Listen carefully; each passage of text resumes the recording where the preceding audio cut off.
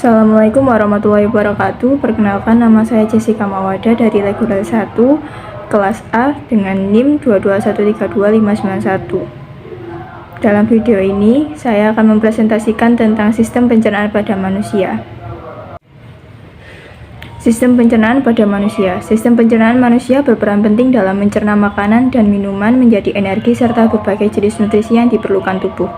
Tak hanya itu, sistem organ ini juga berfungsi untuk mengeluarkan zat beracun dan sisa makanan melalui feses atau tinja. Sistem pencernaan manusia berfungsi untuk mengolah makanan dan minuman yang dikonsumsi menjadi nutrisi dan energi. Keduanya diperlukan untuk proses metabolisme, perbaikan sel dan jaringan tubuh, serta aktivitas sehari-hari seperti bergerak, bernapas, belajar, dan bekerja. Proses pencernaan manusia. Secara umum, proses pencernaan terdiri atas dua jenis, yaitu proses pencernaan mekanis dan kimiawi. Proses pencernaan mekanik. Proses pencernaan mekanik merupakan proses pencernaan makanan yang dilakukan dengan gerakan-gerakan seperti mengunyah, menelan, memompa, menghancurkan, dan meremas makanan. Pencernaan mekanik bertujuan untuk mengubah ukuran makanan menjadi lebih kecil. Yang kedua adalah proses pencernaan kimiawi. Proses pencernaan kimiawi adalah proses pencernaan makanan yang melibatkan enzim. Pencernaan kimiawi ini bertujuan untuk mengubah partikel makanan yang kecil-kecil menjadi bentuk yang siap diserap oleh tubuh.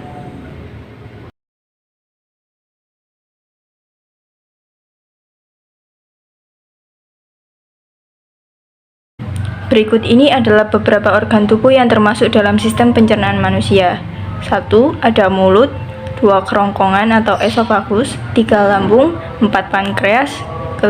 Kandung empedu, 6. Usus halus, 7. Usus besar, dan yang terakhir rektum dan anus. Fungsi dari organ-organ tersebut adalah mulut. Proses pencernaan manusia dimulai dari waktu makanan digigit, dikunyah, dan dihaluskan di dalam mulut. Makanan yang bercampur dengan air liur akan dipecah menjadi potongan-potongan yang lebih kecil oleh gigi sehingga menjadi lunak dan mudah ditelan. Lidah pun juga berperan dalam mengarahkan makanan di dalam mulut agar tergigit oleh gigi dan mendorongnya ke dalam kerongkongan untuk ditelan. Yang kedua, kerongkongan. Fungsinya, makanan dan minuman yang ditelan akan melewati kerongkongan. Kerongkongan adalah saluran yang panjangnya sekitar 25 cm dan berfungsi untuk menyalurkan makanan dan minuman dari mulut ke dalam lambung. Di saluran ini terdapat otot-otot khusus menyerupai katup yang disebut lower esophageal sphincter. Katup ini berfungsi untuk memastikan makanan atau minuman yang sudah mencapai lambung tidak kembali naik ke kerongkongan atau mulut. Yang ketiga, fungsi dari lambung. Setelah menerima makanan dan minuman, lambung akan mengeluarkan zat asam dan enzim untuk melancarkan proses pencernaan.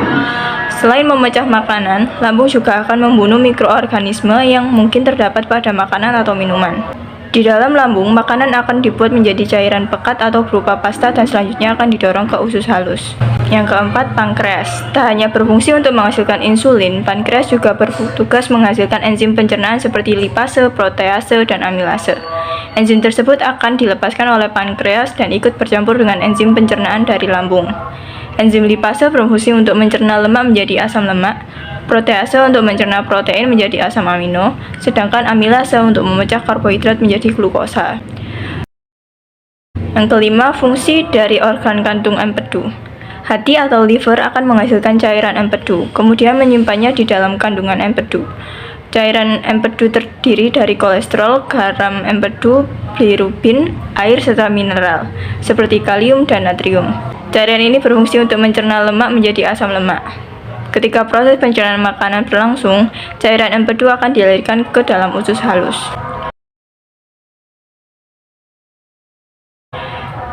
Selanjutnya, usus halus. Makanan yang sudah menjadi pasta atau kimus di dalam lambung akan didorong ke usus halus. Gerakan yang disebut peristaltik usus ini terjadi karena kontraksi dan relaksi jaringan otot di dinding usus halus. Usus halus sendiri terdiri atas 3 bagian, yaitu duodenum atau usus 12 jari, jejunum, usus kosong, dan ileum bagian terakhir dari usus halus. Ketiga bagian usus halus ini memiliki tugas masing-masing dalam memproses makanan. Duodenum bertanggung jawab untuk melanjutkan proses pemecahan makanan, sedangkan jejunum dan ileum bertanggung jawab untuk proses penyerapan nutrisi ke dalam aliran darah. Selanjutnya, usus besar. Setelah diolah menjadi berbagai nutrisi yang terserap oleh tubuh, makanan yang sudah dicerna akan meninggalkan sisa atau limbah yang disebut tinja atau feses. Usus besar akan mendorong limbah makanan tersebut ke dalam rektum, yaitu perhentian terakhir pada saluran pencernaan. Ketika rektum sudah terisi penuh dan tinja di dalamnya siap dikeluarkan melalui anus, Anda akan merasakan mulas dan muncul dorongan untuk buang air besar. Proses pengolahan dari pencernaan makanan hingga menjadi tinja umumnya memerlukan waktu kurang lebih 30-40 jam. Yang terakhir, rektum dan anus merupakan lubang tempat pembuangan feses dari tubuh. Sebelum dibuang lewat anus, feses ditampung terlebih dahulu pada bagian rektum. Apabila feses sudah siap dibuang, maka otot sphincter rektum mengatur pembukaan dan penutupan anus. Otot sphincter yang menyusun rektum ada dua, yaitu otot polos dan otot plurik. Kesimpulan, organ pencernaan mengubah makanan dari bentuk kasar menjadi halus sehingga dapat diserap oleh usus halus, terdiri atas saluran pencernaan makanan dan kelenjar pencernaan. Saluran pencernaan terdiri atas rongga mulut, tenggorokan, kerongkongan, lambung, usus halus, usus besar, dan berakhir pada anus. Sedangkan kelenjar pencernaan terdiri atas kelenjar ludah, kelenjar lambung, kelenjar usus hati, dan pankreas. Sekian presentasi dari saya tentang sistem pencernaan pada manusia.